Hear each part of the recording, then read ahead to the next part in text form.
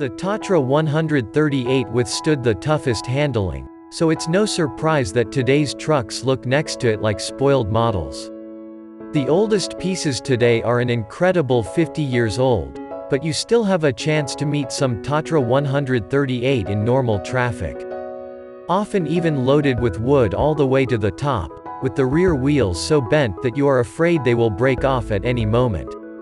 They will not break away, because the construction of the Tatras is so tough that even years of overload and rough treatment could not break it.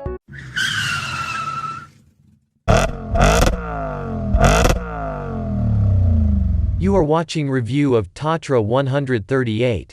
You are watching Old Cars Reviews. It all started in 1956, when two prototypes from the Kopřivnice Tatras appeared at the exhibition in Brno.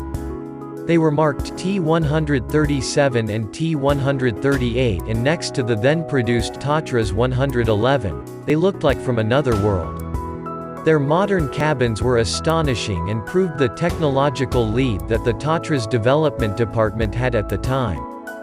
Both cars had 70% in common and for the first time presented the advantage of mass unification. They differed mainly in the drive system and chassis design. While the T137 had a 4x4 axle emblem, the larger T138 brought the same design as the T111, a 6x6 drive. Conceptually, they followed up on the aforementioned T111. It was an intention, not a saving on development costs, but they also brought fundamental innovations in the form of a hydraulic power steering, a pneumatic clutch booster or electro-pneumatic shifting. Those unknown prototypes were a harbinger of the arrival of the completely new Tatras 138, which finally penetrated into series production in 1959 after the necessary tests. Tatra 137 caused a dispute. The Tatra 137 did not get into production, because even in the development phase, the Liberec Automobile Works, LIAZ, were involved in the whole matter and made an official protest against the Tatra initiative in the category of 7-ton cars.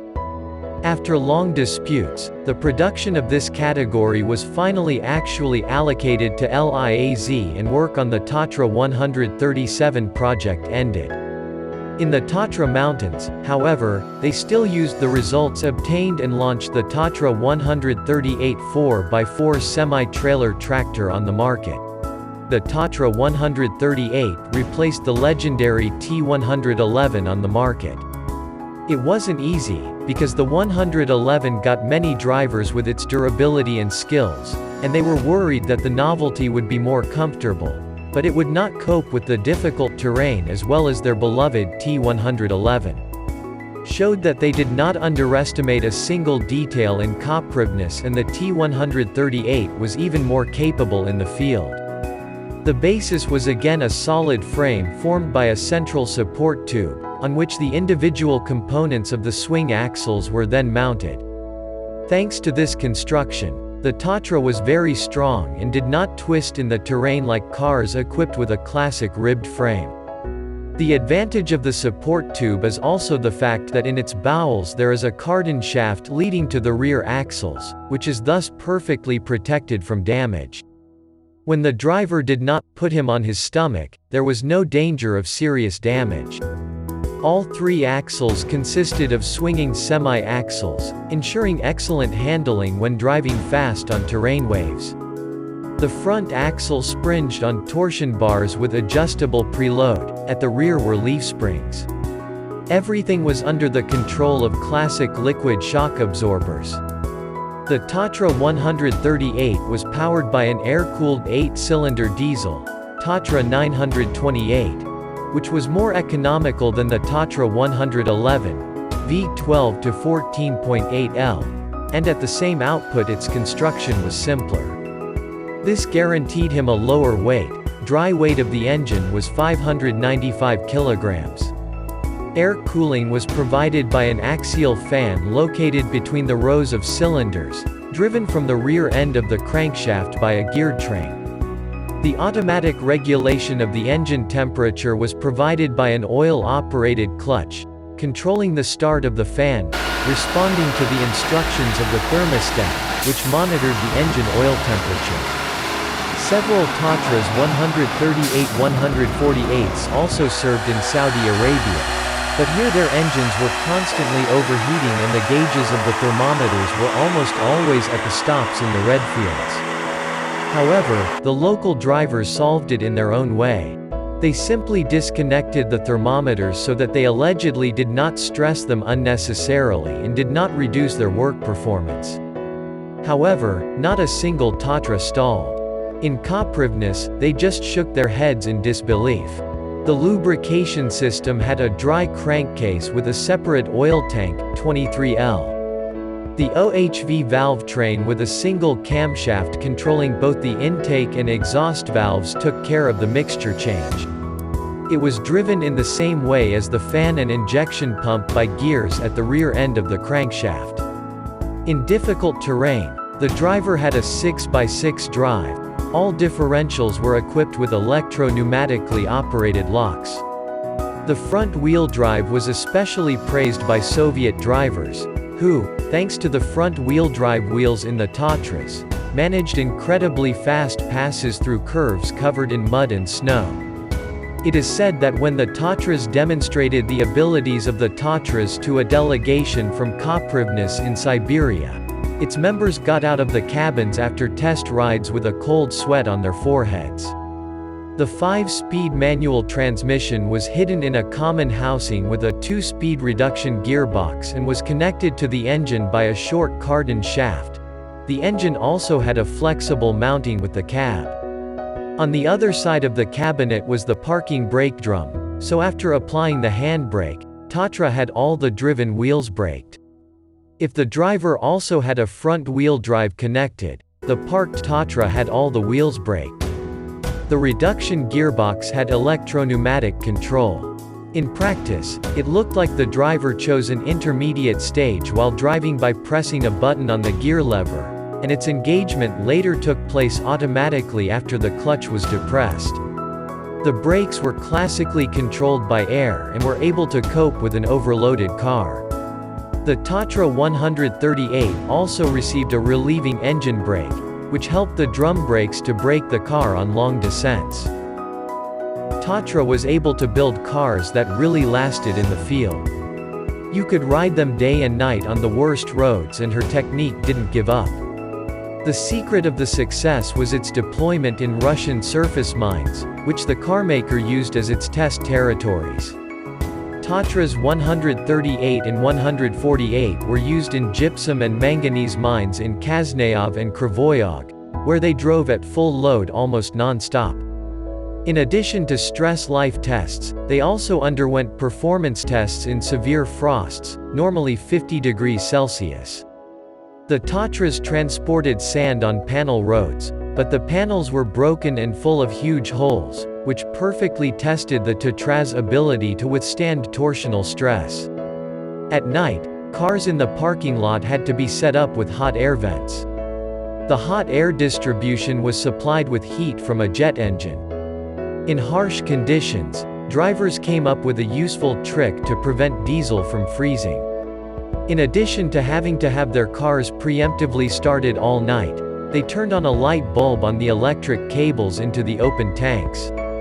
She managed to keep the diesel warm enough not to freeze. The idea of a double hull floor also comes from Russian tests. It was only in severe frosts that it became clear that any loose material would almost immediately freeze on the cold metal body and could not be tipped. In Kopřivnice, therefore, they modified the double bottom of the hull, into which they brought exhaust gases, which heated the bottom so that nothing would freeze it. The Siberian Tatras also received more efficient insulation and cabin heating. The modified versions were named Arctic. Each car drove about 70,000 kilometers, followed by a thorough analysis. The designers thus gained experience from the real operation of the car, and as it turns out today, it was often a more efficient solution than today's complex computer life calculation systems. Soviet drivers did not mate with the Tatras, yet they allegedly preferred them to domestic cars. In Russia, there is still the only monument to the truck, the Tatra 111. It served in Siberia as a supply vehicle for the transport of coal and ore over long distances. Lamborne Expedition. The Tatra 138 also played the role of an expedition vehicle on an adventurous journey called the Lamborne Expedition. At the beginning of 1968, a group of 8 adventurous university students set out on a humanitarian trip to Africa, specifically to Albert Schweitzer Hospital in Lamborne, Gabon, where they carried medical supplies, aids and technical equipment. After many ups and downs with the processing of a number of permits, they managed to start from Prague on January 1, 1968, and on a road longer than 35,000 kilometers, they crossed 5 European and 13 African states in 256 days. Before the trip, medic Petr Bartoněk visited the then director of the Kopřivnice Tatras, Jaroslav Jerebic. Bartoněk and 7 other friends needed a similar vehicle with which Zikmund and Hanzelka went to Africa in front of them. At the time, they used a modified Tatra 805. However, there were significantly more students, and they also had to carry heavier loads. The chief designer of the Tatras, Milan Gallia, was not enthusiastic about this idea, because he suspected that no matter how they modified the Tatra 805, he could not transport so much cargo across equatorial Africa. Zikmund and Hanzelka often fought overloading their Tatras, so the university students had to get something different, bigger. Gallia and his team therefore took the Tatra 138 chassis, equipped it with a special residential superstructure, equipped the rear axles with wider tires, instead of the original double mounts, adjusted the suspension, several important details, due to frequent off-road driving, and sprayed the whole car with silver paint. It was supposed to reflect sunlight in Africa and prevent the superstructure from overheating. An interesting feature of the Tatra 138 Lamborne, as it was officially called in Kopřivnice, was the double pedal system. In addition to the driver, the clutch and brake pedals also had a front passenger, as in a driving school, in front of them, which helped prevent dangerous situations caused by driver fatigue. The main driver was only one of the students, Yuri Plasek, because he was the only one with a Group C driver's license, and so he almost drove it all behind the wheel.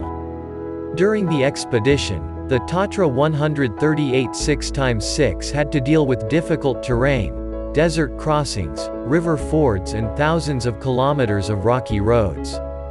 However, she overcame everything without major failures and proved that in Kopřivnice they build off-road cars capable of surviving anything.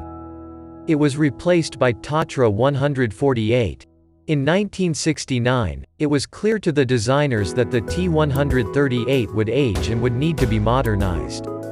They therefore began construction of a new type, which was to be based on the T138, but was to increase reliability, the requirement to remove one overhaul during the life of the car, transport speed and had to have a more powerful and quieter engine.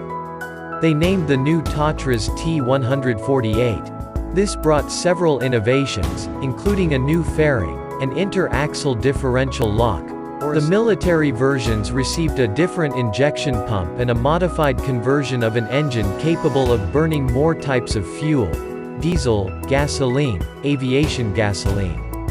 The volume of standard fuel tanks has also increased from 150 to 200 L.